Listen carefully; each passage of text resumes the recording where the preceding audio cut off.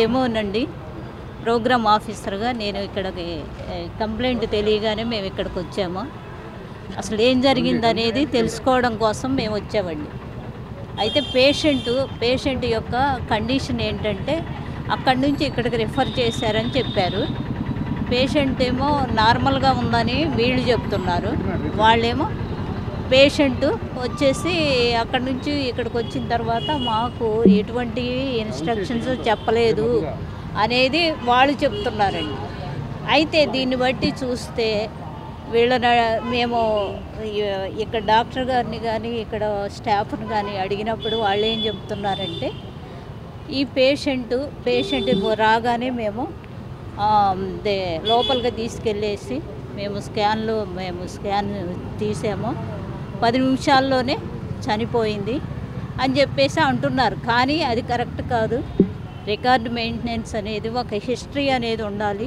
కంపల్సరీగా హిస్టరీ తీసుకోవాలి. హిస్టరీ తీసుకున్న తర్వాతనే రికార్డు మెయింటైన్ చేసి ఆ డీటెయిల్స్ అన్నీ రాసుకొని ఇన్ఫర్మేషన్ అంతా గ్యాదర్ చేసుకొని ఆమెకి ఇంతకుముందు ఏమి కంప్లైంట్స్ ఉన్నాయి అనేది రాసుకొని అప్పుడు వాళ్ళు స్కాన్ చేయాలి. కానీ అదేమీ జరగలేదండి. కానీ వాళ్ళు తీసుకెళ్ళారు, స్కాన్ చేశారు. లోపల ఫేస్ మేకర్ అనేది ఉన్నది. అమ్మాయికి 3 years బ్యాక్ వేశారంట. ఆ విషయం వచ్చేసి ఎవరికీ చెప్పలేదండి. వీళ్ళు చెప్పలేదండి, వాళ్ళు అడగలేదండి. దానివల్ల ఏమన్నా కాంప్లికేషన్ మరి జరిగిందా అనేది, లేకపోతే ఆవిడ భయపడిందా, లేకపోతే దాన్ని ఏమంటారు కార్డియాక్ అరెస్ట్ వచ్చిందా అనేది అది ఎంక్వైరీలో తేలుతుందండి. ఎవరికి చెప్పారు? వాళ్ళు బాధితులు కూడా చెప్పారంట. చెప్పినా కానీ పట్టించుకోలేదంటే ఇవన్నీ కూడా లోకల్గా ఉన్నటువంటి డయాగ్నోస్టిక్ సెంటర్లన్నీ ఈ విధంగా చేస్తుంటే ఎటువంటి చర్యలు తీసుకోబోతారు రానున్న రోజుల్లో? మళ్ళీ ఎంక్వైరీ వేస్తామండి మేడం గారు. మిగతా సెంటర్స్ మీద కూడా మేము ఎంక్వైరీ వేస్తామండి. ఎంక్వైరీ వేసి రిజిస్టర్స్ మెయింటైన్ చేస్తున్నారా, PCPNDT నామ్స్ ప్రకారం నడుస్తున్నాయా లేదా అనేది స్కాన్ సెంటర్లన్నీ వెరిఫికేషన్ చేసుకొని మేము తదుపరి ఎక్కడైతే ప్రాబ్లమ్స్ ఉన్నాయో వారి మీద మేము తగు చర్యలు తీసుకుంటాం. ఇష్యూ జరిగినప్పుడు మాత్రమే ఇలా వస్తుంది మేడం? లేదండి, ఇష్యూ లేనప్పుడు ఏదైనా ఒక ప్రాణం బలైపోయినప్పుడు జరిగింది, మిగతా రోజులు ఎందుకు తనిఖీలు చేయలేకపోతున్నారు?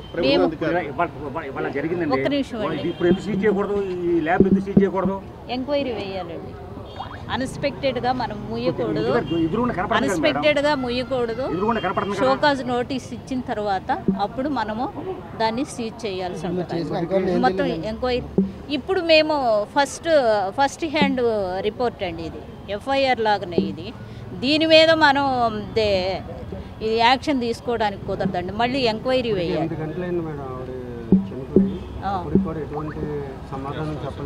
మేము మాకెవరు ఇన్ఫర్మేషన్ ఇవ్వలేదండి. యాక్చువల్గా మేము జరిగింది ఏంటంటే టీవీలో చూసి మేము వచ్చామండి. టీవీలో స్క్రోల్ అవుతుంటే మేము అది చూసి వచ్చామండి. భరోసా అంటే మేము ఎంక్వైరీ వేసిన తర్వాత DMHO గారు మళ్ళీ ఒకసారి వస్తారండి. వచ్చిన తర్వాత DMHO గారు ఏదైతే తీసుకుంటారో ఆ యాక్షన్ బట్టి వాళ్ళకి భరోసా కూడా అడిగామండి. మేము రేడియాలజిస్ట్ మాత్రం ఈరోజు రాలేదని చెప్తున్నారు వాళ్ళు. ఒక ఇక్కడ ఎంప్లాయీతో చేయించారని చెప్తున్నారు, ఒక టెక్నీషియన్తో చేయించారండి. అది కూడా కరెక్ట్ కాదు. కాకపోతే ప్రిస్క్రిప్షన్ ఇదే రాయలేదని చెప్తున్నారండి. అన్నీ రాసాము, ఇది ఒక్కటి మాత్రమే రాయలేదు మేము అని చెప్పేసి అంటున్నారండి.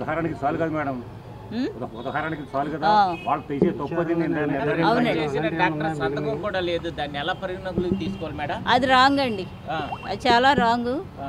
ఖచ్చితంగా రిఫర్ చేసిన ప్రిస్క్రిప్షన్ మీద డాక్టర్ సైన్ కూడా ఉండాలండి. ప్రిస్క్రిప్షన్ సైన్ లేకుండా వీళ్ళు కూడా అడ్మిట్ చేసుకోకూడదు, వీళ్ళు స్కాన్ కూడా రిఫర్ చేయకూడదు. మేము ఇది PCPNDT నామ్స్ ప్రకారము వీళ్ళు స్కాన్ సెంటర్ నడపటం లేదు కాబట్టి తదుపరి మేము DMHO గారిని కన్సల్ట్ అయ్యి చర్యలు తీసుకుంటాం. రికార్డు మెయింటెనెన్స్ అనేది కరెక్ట్గా లేదండి. మేము అబ్జర్వ్ చేసింది ఏంటంటే రికార్డు మెయింటెనెన్స్ లేదండి. తర్వాత వచ్చేసి ప్రతి ఒక్కటి కూడా మేము అన్నీ అడిగాము, హిస్టరీ కూడా తీసుకోలేదు.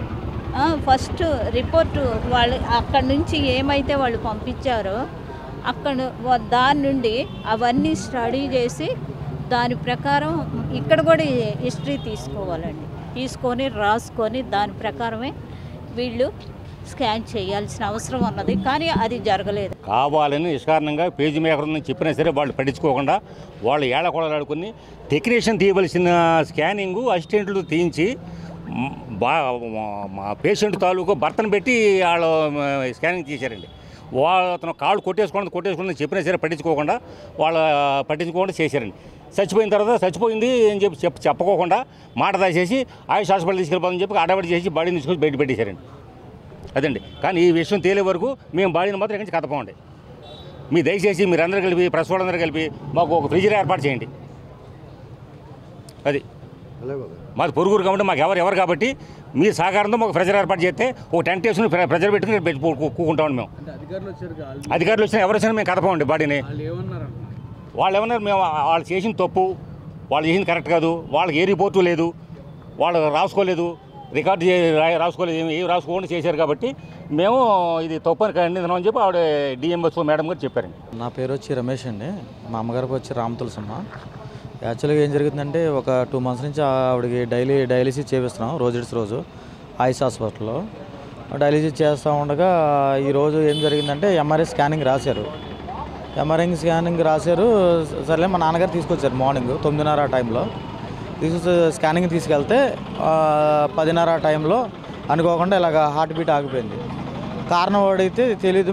యాక్చువల్గా ఏంటంటే మా అమ్మగారు పేస్ మేకర్ వేయించారు ఒక 3 years బ్యాక్. ఆ పేస్ మేకర్ ఉందని అక్కడ డాక్టర్కే తెలుసు, ఆ రిపోర్ట్లోనే ఉంది. మేము హార్ట్ 3 years బ్యాక్ చేసిన దానికి డేటా కూడా ఇచ్చాము హాస్పిటల్లో.